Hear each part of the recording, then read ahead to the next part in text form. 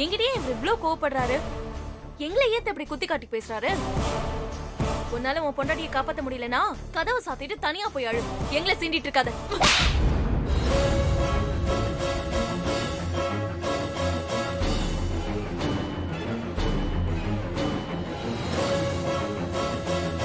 உனக்கு அவ்வளவுதான் மரியாதை.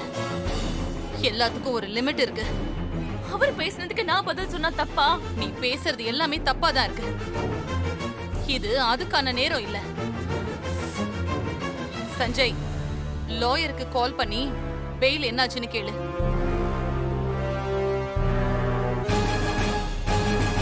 சார் என்னாச்சு? சார், நான் ஜட்ஜி கிட்ட எவ்வளவோ பேசி பார்த்தேன். அவர் ஜாமீனை கேன்சல் பண்ணிட்டார் சார். இந்த கேஸ்ல ஜாமீன் கொடுத்தா அது பெரிய சட்ட ஒழுங்கு பிரச்சனையா மாறிடும்னு சொல்றாரு சார். சரி சார். என்னாச்சு? ஜட்ஜி ஜாமீன் ரிஜெக்ட் பண்ணிட்டாருப்பா.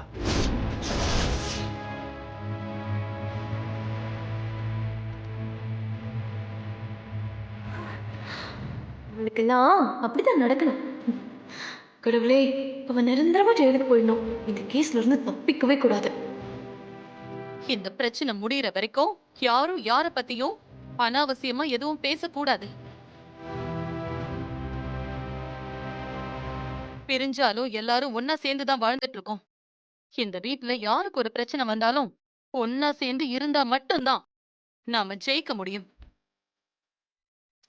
பிரிஞ்சு நின்னா அது எதிராளிக்கு தான் சாதகமா இருக்கும். அப்படி ஒரு வாய்ப்பை நாம உருவாக்கி கொடுக்க கூடாது. புரியுதா? புரியுதுமா. நல்லா புரியுதுமா.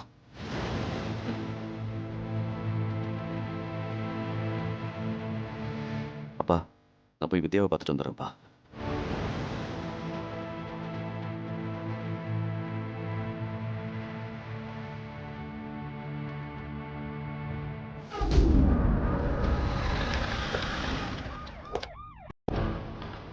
ஆமா. வாமா.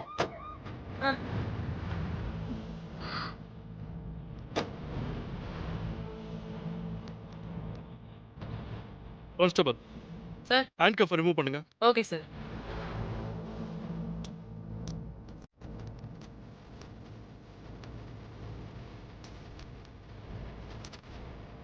சாரி மேடம், நான் உங்க கையில ஹேண்ட் கப் போடுவேன்னு நினைச்சு கூட பார்க்க.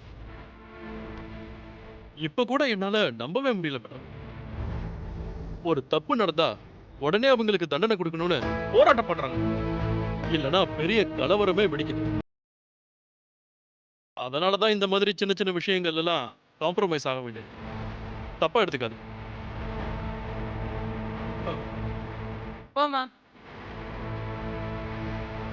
வாங்க.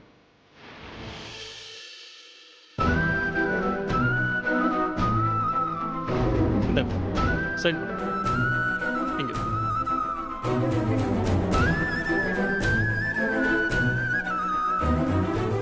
என்ன நீங்க லாக்அப்ல அடைச்சு வைக்கலாம், ஆனா உண்மைய யாராலையும் மறைச்சு வைக்க முடியாது.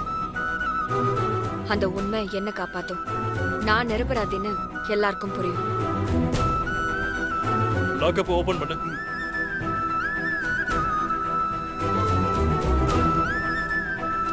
மூடுங்க.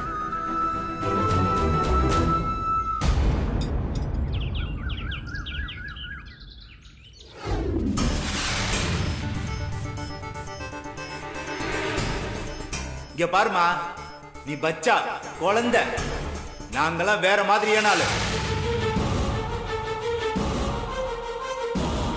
நாங்க எவ்வளவு வேலை செஞ்சுட்டு காலேஜ் நடத்திட்டு இருக்கோம் தெரியுமா? நேத்து முளைச்ச காலான்னு எங்க கிட்டே சவுண்ட் விடுறியா?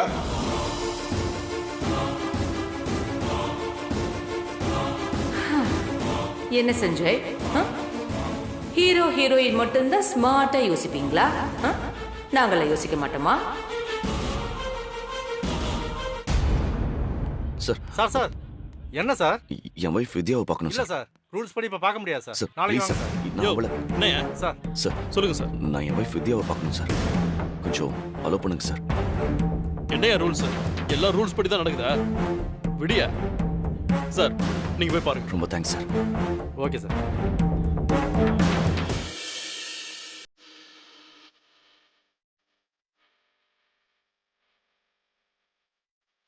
வித்யா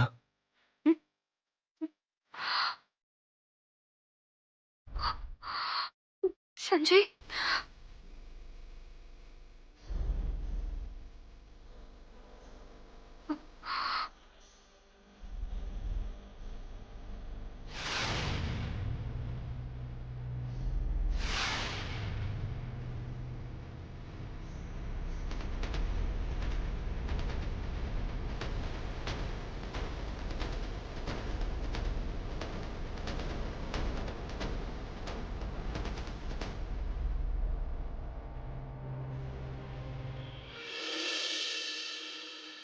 லாயர் மூலமா ஜாமீன் கேட்க எவ்வளவோ ட்ரை பண்ண வித்யா, முடியாதுன்னு சொல்லிட்டாரு. பரவாயில்ல. நல்லது செய்யணும்னு நினைக்கிற எல்லாருக்கும் வர சோதனை தான் எனக்கும் வந்திருக்கு. நீ என் கூட இருக்கும்போது எனக்கு என்ன கவலை?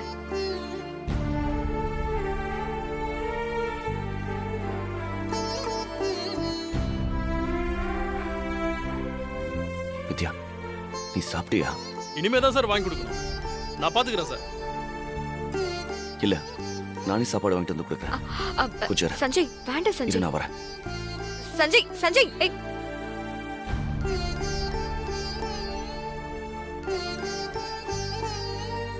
என்னையா இதெல்லாம் நீயே பாக்குறல? இதெல்லாம் இன்னும் பெண்டிங்ல இருந்தா என்ன பண்ணுறது சார்? சாப்பாடு.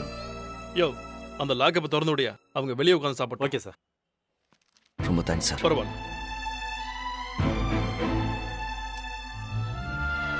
வாங்கம்மா, போங்க.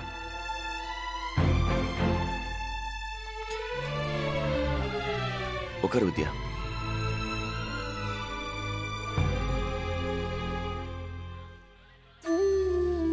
இந்தா, இரு, பிரிச்சு தரேன். சாப்பிடு. நீ சாப்பிட்டியா? நான் வீட்டுக்கு போய் சாப்பிடுறேன், நீ சாப்பிடு.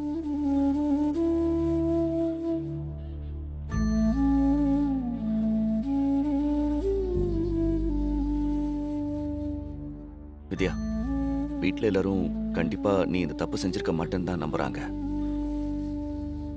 நீ எதை பத்தியும் கவலைப்படாத வித்யா. அவங்க ஒன்றும் அவ்வளவு புத்திசாலிலாம் இல்ல. கண்டிப்பா ஏதாவது ஒரு மிஸ்டேக் பண்ணிருப்பாங்க. நான் கண்டுபிடிக்கிறேன். நீ தைரியமா இரு.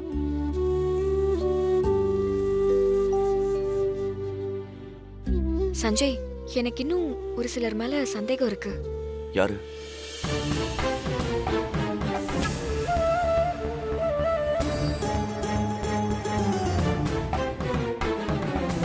அவங்க அந்த இடத்துலயே எனக்கு எதிராக தான் பேசினாங்க.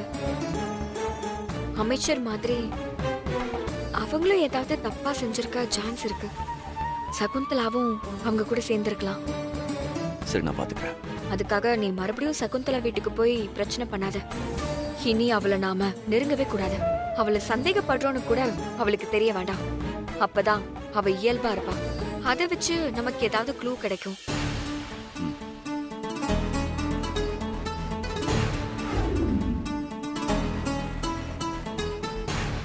வித்யா, நல்லா சாப்பிடு. இன்னும் கொஞ்சம் இருக்கு பாரு. போதும் சஞ்சய், கடை சாப்பாடுல திகட்டுது. சரி விடு. அடுத்த தடவை வரும்போது வீட்ல இருந்து சமைச்சு எடுத்துட்டு வரேன். சார், டைம் ஆயிடுச்சு. டிசிபி ரவுண்ட்ஸ் வர நேரம். உங்களை பார்த்தாருன்னா எங்க மேலதான் கோவப்படுவேன். சரி சார். சரி, கிளம்புங்க. நான் இப்ப கிளம்புறேன். நீங்க லாக்அப் போங்க. பாத்துக்கியா? Okay sir. சரி வித்யா, நான் வரேன்.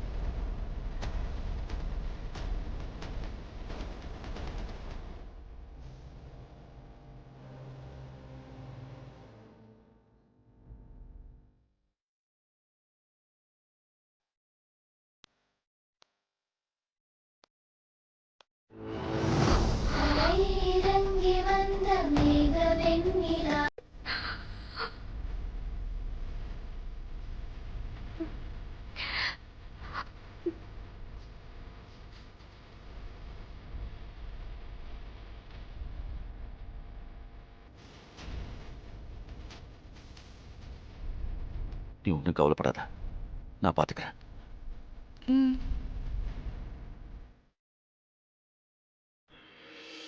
சார் டைம் ஆயிடுச்சு, வாங்கம்மா போலாம். சரிங்க மேடம். தைரியமாரு. ம்.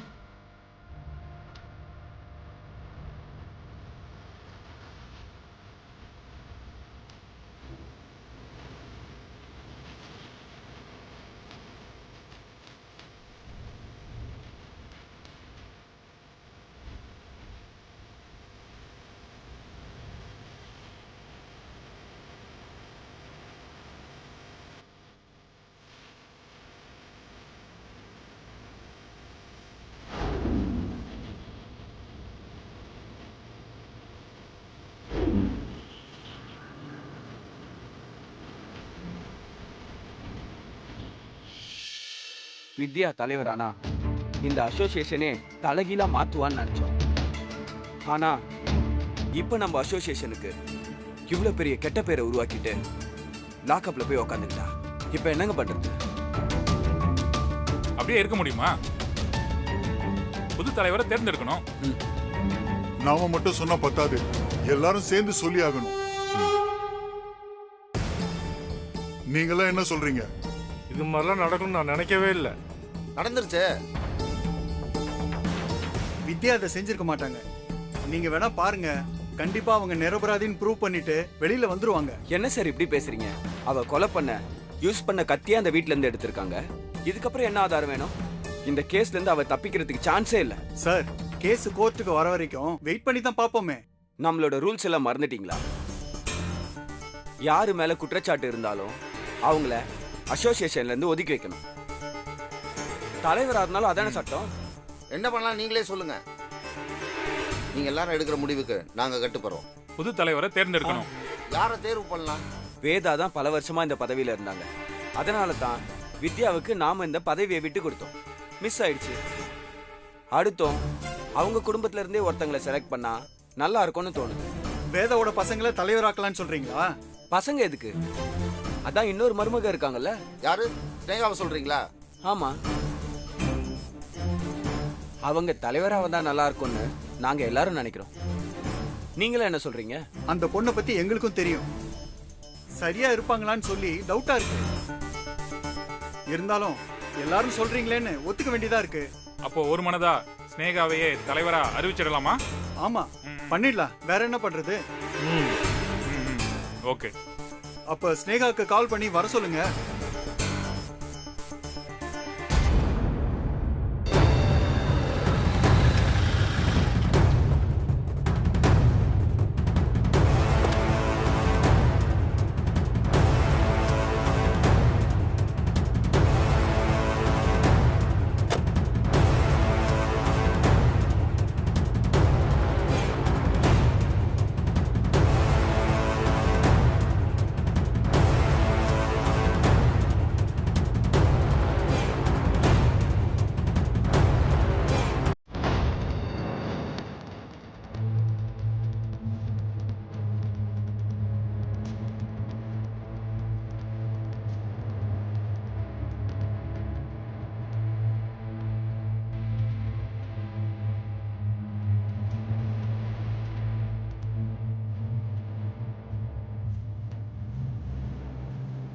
வந்துட்டான்.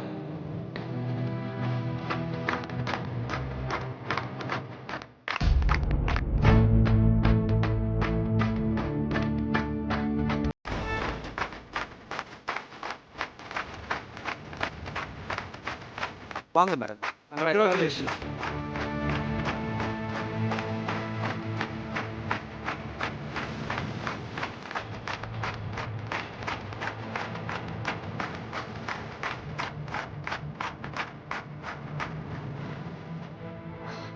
எனக்கு நீங்க பெரிய வாய்ப்பு கொடுத்துருக்கீங்க. இந்த வாய்ப்பை நான் சரியா பயன்படுத்திக்கிட்டு இந்த அசோசியேஷனுக்கு நல்ல பேர் எடுத்து கொடுப்பேன். உங்க நம்பிக்கையை நான் காப்பாத்துவேன். உங்க முன்னாடி இருக்கிற ஃபைல்ல கையெழுத்து போட்டு உங்க சீட்ல உட்காருங்க. கங்க்ராட்ஸ் ஸ்னேகா. தேங்க்ஸ்ங்க. உட்கார்.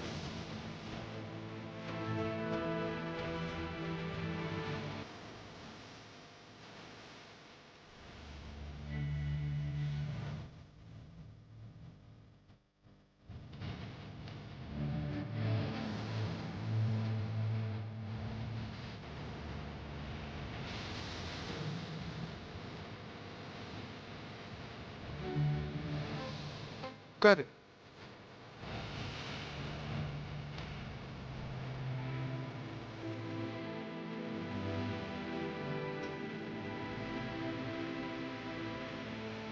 மேடம், என்ன யோசிக்கிறீங்க? அந்த ஃபைல்ல கையெழுத்து போடுங்க. போடு.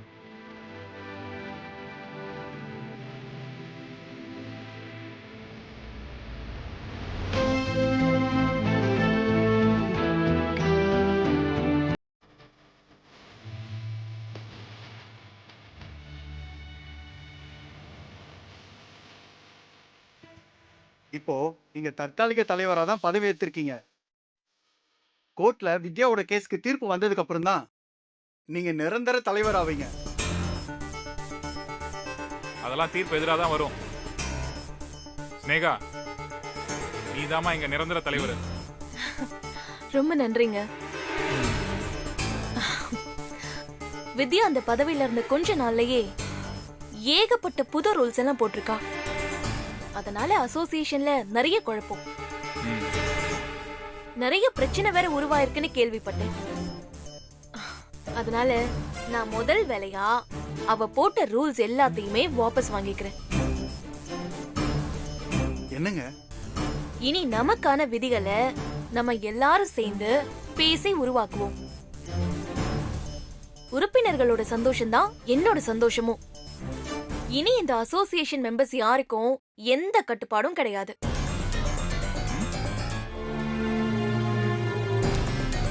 யார் மேலேயாவது குற்றச்சாட்டு வந்தா உடனே அவங்கள ஒதுக்கி வைக்கிற வேலையெல்லாம் இனிமே நடக்காது.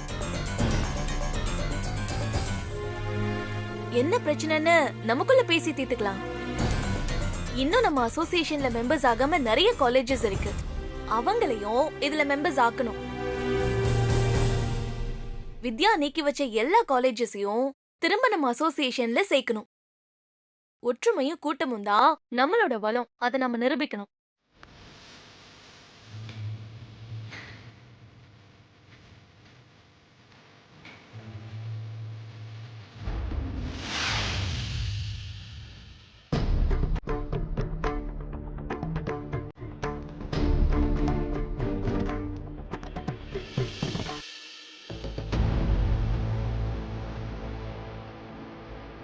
மேடம்,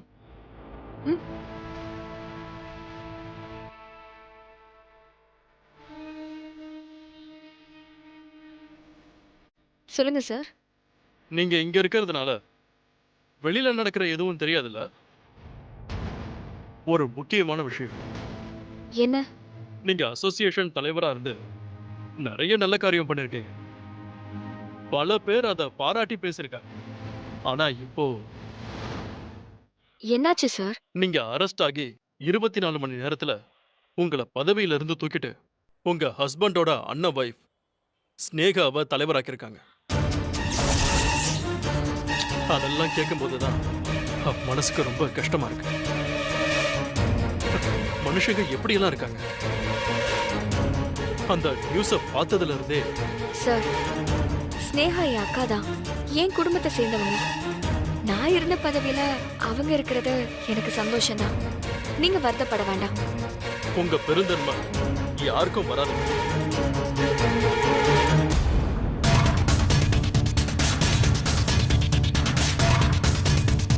சார், இந்த புஷ்பான ஒருத்தங்க ஹஸ்பண்ட் மேல சரி சார், என் ஒய்ஃப் கிட்ட பேசணும். தாராளமா பேசுங்க. Thank you sir. இங்க பாருமா, அண்ணா நகர்ல நெக்லஸ் காணோம்னு கம்ப்ளைண்ட் கொடுத்தாங்க. அவங்களோட இந்த கம்ப்ளைண்ட்க்கு சீக்கிரமா ஆக்ஷன் எடுங்க. Okay sir. வித்யா, நீ சாப்பிட்டியா? ஏன் ஒரு மாதிரி இருக்க? ஒண்ணும் இல்ல, சும்மாதான். என்னாச்சு?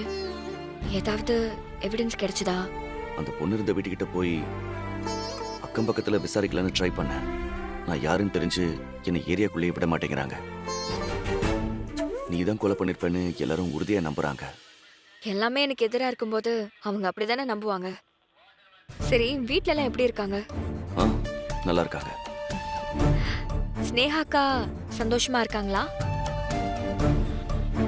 எனக்கு தெரியும் சஞ்சய், அவங்க சந்தோஷமா தானே இருப்பாங்க. விஷயம் கேள்விப்பட்டதுல இருந்து நானும் சந்தோஷமா தான் இருக்கேன். அவங்களே அந்த பதவியில இருக்கட்டும். எப்படி பார்த்தாலும் அவங்களும் அத்தையோட மருமக தானே. என்னால இதை ஏத்துக்க முடியல வித்யா. எனக்கு ரொம்ப கஷ்டமா இருக்கு. உனக்கு என்ன கஷ்டம்? உன் அண்ணி தானே தலைவரா இருக்காங்க. நமக்குள்ள இருக்கிற பிரச்சனை எல்லாம் ஒதுக்கி வச்சுட்டு பாரு சஞ்சய். இத்தனை நாளா அங்கீகாரம் இல்லைன்னு சொல்லிட்டு இருந்தவங்களுக்கு எவ்வளவு பெரிய பதவி கிடைச்சிருக்கு. என்னால அப்படி இருக்க முடியாது வித்யா. உன்ன மாதிரி என்னால இருக்க முடியாது. உனக்கு அப்புறம் தான் எனக்கு எல்லாமே. நீ எப்போ இது மாதிரி எதுலயாவது மாட்டுவ, உன்னை பதவியிலிருந்து தூக்கிட்டு அவங்க உட்காரணும்னு வெயிட் பண்ண மாதிரி இருக்க. வித்யா, நீ இவ்வளவு பெரிய தப்பான விஷயத்துல மாட்டிக்கிட்டு இருக்கியே, ஆபத்துல சிக்கிக்கிட்டு இருக்கேன்னு அவங்க கொஞ்சம் கூட யோசிக்கவே இல்லை, வருத்தப்படவும் இல்லை. அவங்களுக்கு அந்த பதவி கிடைச்ச உடனே டப்புன்னு உட்காந்துக்கிட்டாங்க. எனக்கு தான் ஒரு மாதிரி இருக்கு. என்ன? இல்ல வேணாம் விட. சொல்லு. அசோசியேஷன்ல உன்னை பத்தி தப்பா பேசுறாங்க.